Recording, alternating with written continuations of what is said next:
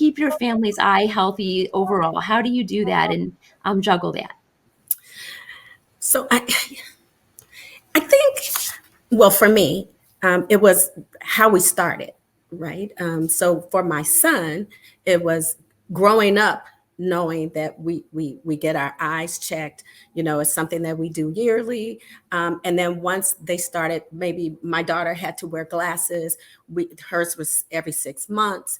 So eye care was just as important as the physical care in our family. So that foundation was laid, and then my mom had laid that foundation with me. So it was easy then when it was time for me to advocate for themselves with them, because my advocation wasn't with an external entity, but with the individuals that I was giving care for. I had to advocate on their behalf with them.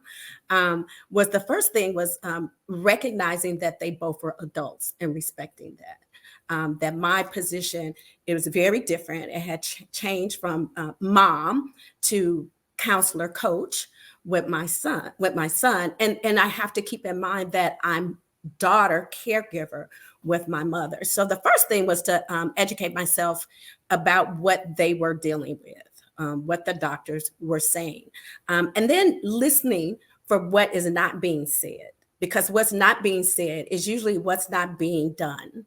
And so my mother, for years, always talked about she can't she's very sensitive with things in her eyes, and that she would go and get her eye exam, and she would tell the doctor, well, yeah, I don't have glaucoma. My eyes, they always blink when that air goes in. And so I said, so well, maybe you've always had this condition.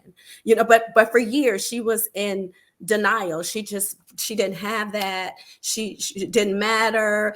She became the doctor, and she convinced her doctors, I mean, to the point, she was adamant, to the point where they were able to provide her caregiving. So for my mom, it was actually an opportunity to allow her to come to a place where she realized that this was serious, that this was something that needed to be addressed. So for her, it was timing.